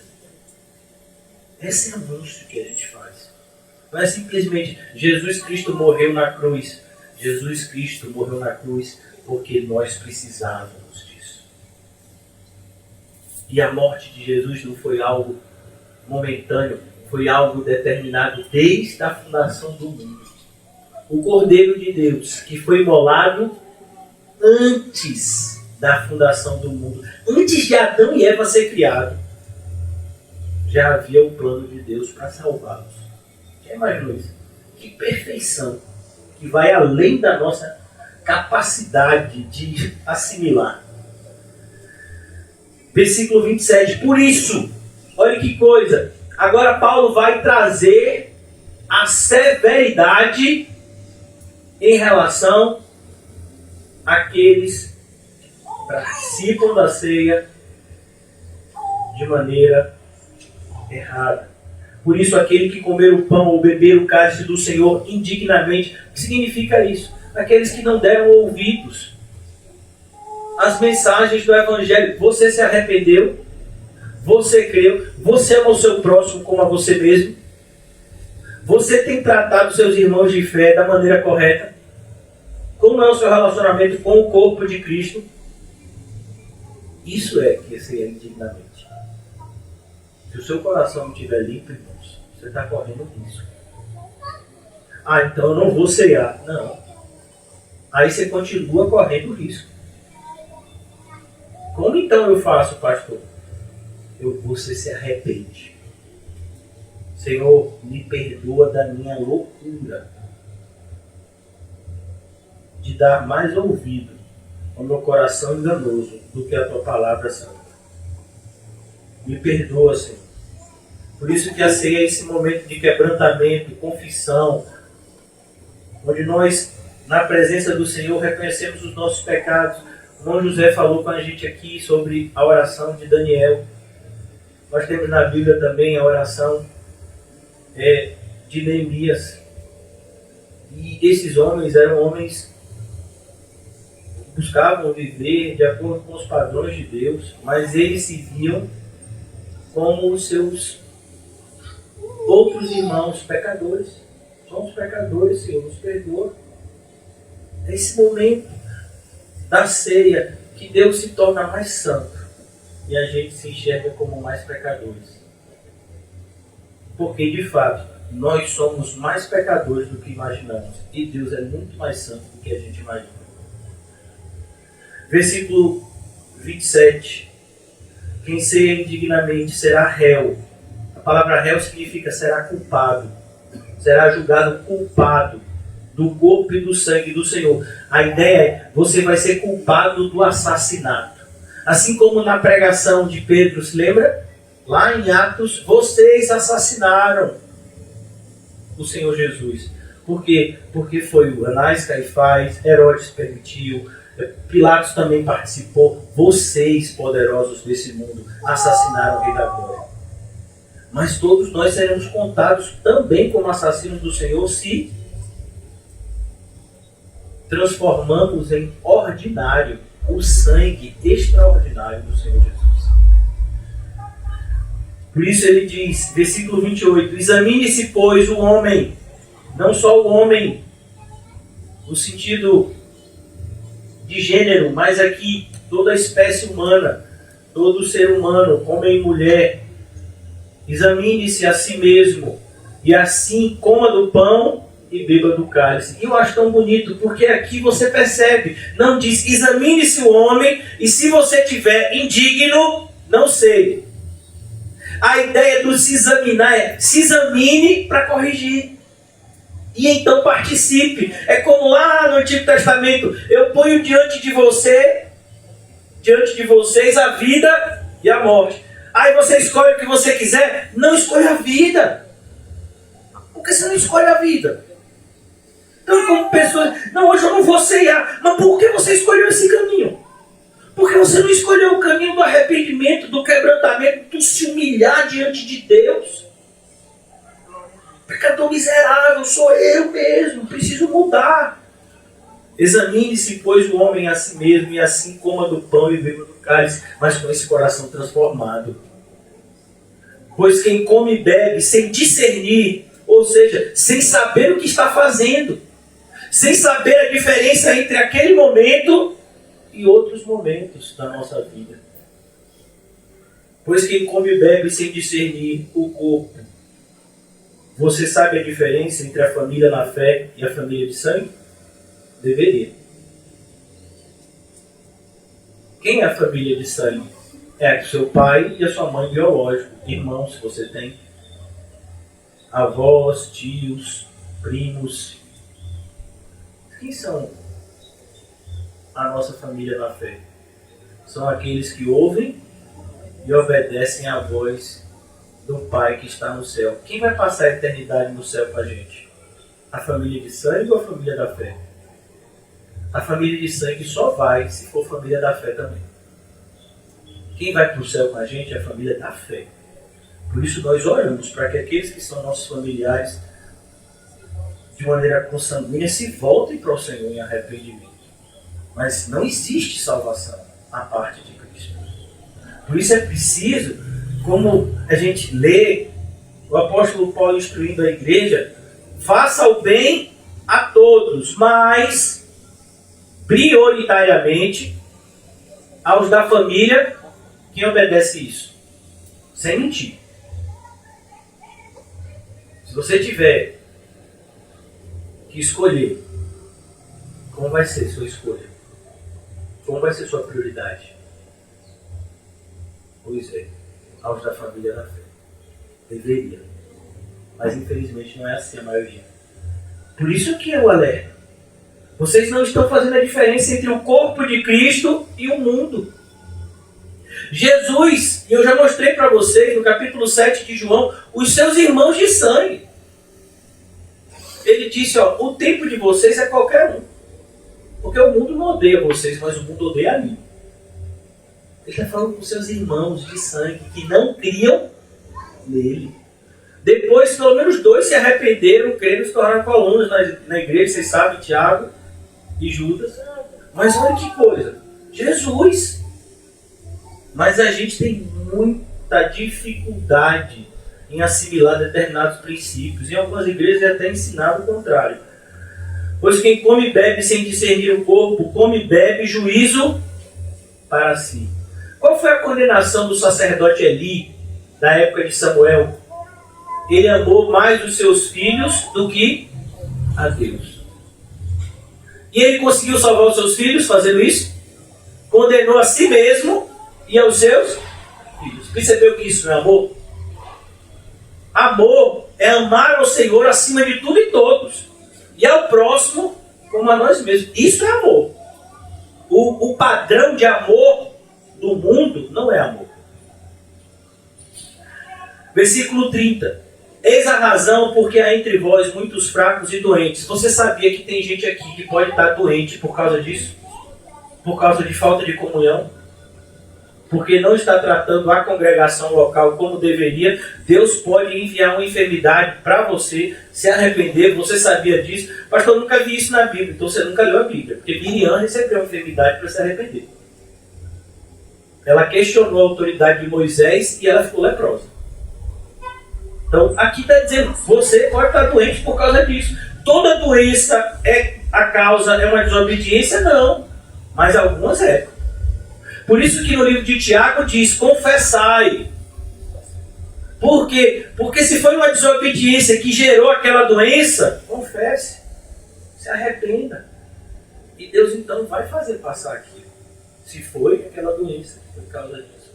Se a causa daquela doença foi esse pecado. Aqui era. Muitos fracos e doentes, e não poucos os que dormem. Deus mata, mata. E como? Quem foi que matou Ananias e Safira? Foi o diabo? Não, foi Deus. Eles estavam aonde? No meio da congregação. Eles trouxeram uma oferta fraudulenta. Eles trouxeram uma oferta que estava acompanhada de mentira, de avareza. Deus não rejeitou somente a oferta. Ele rejeitou também o ofertante e os matou na presença de todos. Ele faz isso? Faz. Porque se nos julgássemos a nós mesmos, olha que coisa, se nos julgássemos a nós mesmos, quando é que a gente tem essa oportunidade? Toda vez que você ouve a palavra, você está em sua casa, você lê a Bíblia, você, meu Deus, eu não estou fazendo isso, eu estou fazendo isso contrário à tua palavra. Meu Deus, me perdoa, eu nunca mais quero fazer isso. Isso é se julgar. É quando Deus te mostra, você percebeu e você então tem a oportunidade de abandonar aquele caminho, mas muitos preferem, se Deus ainda não me corrigiu, eu vou mais um pouquinho. Esse é o grande perigo. Porque a gente nunca sabe quando é esse pouquinho. Por isso Paulo diz, se nos julgássemos a nós mesmos, não seríamos julgados. A ideia de Paulo é, se a gente vivesse como Cristo mandou, orai e vigiai sem cessar. Se a gente tivesse o tempo todo seguindo, como está escrito no Salmo, lâmpada para os meus pés é a tua palavra e luz para o meu caminho. Isso é a gente se julgar, a gente se examinar. Aí a gente não ia precisar ser julgado pelo Senhor e disciplinado. Sansão precisava ser cego? Cegado? Não. O propósito de Sansão era o quê? Ser luz. O próprio nome Sansão significa pequeno sol. Ele foi chamado da madre de sua mãe para ser um libertador do povo de Deus. Mas ele perverteu. Então Deus permitiu que ele fosse secado pelos filisteus. Por isso a gente tem que tomar cuidado, irmãos. A disciplina do Senhor dói. A gente tem uma noção da disciplina do Senhor? Muito conivente com os nossos pecados. Não, se eu fizer uma coisa errada, o Senhor vai me botar uma dorzinha de garganta. Aí eu oro, estou com anti-inflamatório e fico bom. Quem te disse isso? Que é uma dorzinha de garganta que ele vai botar. Quem te disse isso? Você sabe que disciplina que o Senhor vai dar? O rei Manassés, filho do rei Ezequias, o Senhor permitiu que ele fosse surrado, escravizado, botasse uma argola no nariz dele. Quando ele estava no ápice da sua humilhação, foi o que Deus libertou ele. Eu não sei como é que vai ser a disciplina do Senhor, nem na sua vida, nem na minha. O que eu tenho que te dizer é, evite isso. Não, ainda bem que Deus me disciplina. Como assim? Por que você não obedece? É como aquela criança. O que foi, pastor? O que foi, irmão? Tirei 5. A média é 5. Passei arrastado. Deixa eu lhe dizer uma coisa. Ninguém vai para o céu passando arrastado. Não vai. Se você tirou 5, significa que você só obteve 50% do conhecimento. 50% você não absorveu. Pecado. Tem que absorver. Pastor, então tem que ser 100%? Tem que ser. Percebe como é sério? É isso que é ser julgado. Porque eu estou parando, porque a gente já leu tantas vezes isso e às vezes a gente não reflete. Porque se nos julgássemos a nós mesmos, não seríamos julgados pelo Senhor. A ideia do julgamento aqui é corrigidos pelo Senhor. E a correção do Senhor é severa. E é progressiva. Você fez algo errado? Uma correção. Insistiu? É outra. Insistiu mais? É outra diferente. Não brinque com Deus. A Bíblia nos alerta o tempo todo em relação a isso. Concluo. Mas, quando julgados, somos disciplinados pelo Senhor para não sermos condenados com o mundo. Paulo não está falando aqui no sentido de que esse é o melhor cenário. Mas Paulo está falando no sentido de que quando você for corrigido pelo Senhor, vai doer, você vai ter vontade de desistir. Não ache ruim. Porque tem coisa muito pior do que ficar cego como Sansão. Tem coisa muito pior do que ficar manco como Jacó. Tem coisa muito pior. Como foi que Jesus falou com aquele que estava há 38 anos no tanque de Betesda? Vá e não peques mais, para que não te suceda algo ainda pior. Aqui, esse texto, ele é o mesmo princípio que está lá no capítulo 12 de Hebreus. Porque nós, muitas vezes, fazemos coisas erradas, como somos corrigidos pelo Senhor, a gente ainda acha ruim. Quero desistir. Porque a correção do Senhor está muito dura. Como é a história, irmão? Você quer desistir? Você deu causa à correção do Senhor. Podia ter obedecido e essa correção não viria.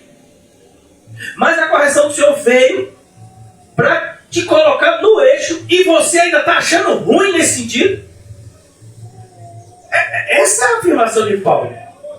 Não é dizendo, quando você for corrigido pelo Senhor, ache bom. Não. Entenda que você foi corrigido porque o seu pecado é grave, mas que podia ser muito pior. Então seja agradecido a Deus, mas esteja em prantos pelo seu pecado que gerou aquela correção. Graças a Deus, aleluia, eu sou corrigido por Deus. Oh, que alegria! Alegria? Alegria se você obedece. Você é corrigido por Deus, você tem que se envergonhar do seu pecado que gerou aquela correção. Quando julgados, somos disciplinados pelo Senhor para não sermos condenados com o mundo. Agora você toma o pão e o cálice, você entendeu a seriedade? E não é só nesse momento não, irmãos. Porque esse momento é só um memorial. Porque o mais importante é o que está acontecendo no mundo espiritual nesse momento. Eu e você estamos reafirmando o nosso compromisso com Cristo. E compromisso com Cristo significa com Cristo cabeça e com o seu corpo, que é a igreja. Nós estamos reafirmando esse compromisso. Dizendo que nada nesse mundo nos fará colocar Cristo em segundo lugar.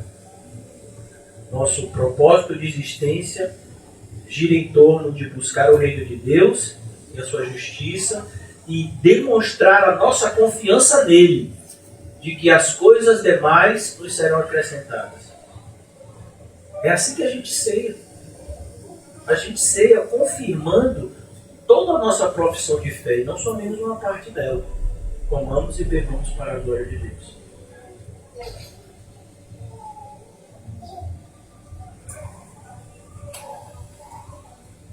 Amado Deus e eterno Pai, é envergonhado que eu me ponho diante da Tua presença, reconhecendo o meu pecado, Senhor. Pedindo que o Senhor nos ajude a não mais transgredirmos os Teus mandamentos, mas vivermos, mas para que possamos viver a enaltecer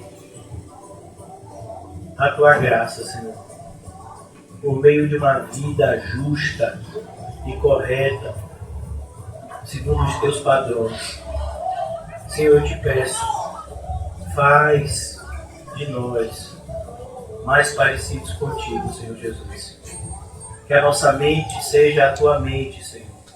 Que no nosso coração haja em nós os mesmos sentimentos que houve em Ti, Senhor Jesus. Não nos deixa enganados pelo mundo, pelo diabo e nem por nós mesmos, mas que a Tua verdade nos governe e nos guie por todo o caminho que nos leva para o reino celestial que o Senhor preparou para nós. Ajuda-nos, Senhor, a ser quem devemos ser, filhos da luz, filhos de Deus. Em nome de Jesus, amém e graças a Deus. Saúdem-se mutuamente com um cumprimento santo. E que o amor de Deus o Pai, e as doces consolações do Espírito Santo, e que a graça maravilhosa do nosso Senhor e Salvador Jesus Cristo esteja sempre conosco. Nós dizemos amém. Uma salva de palmas ao Senhor. Deus é bom. Sempre Deus é bom.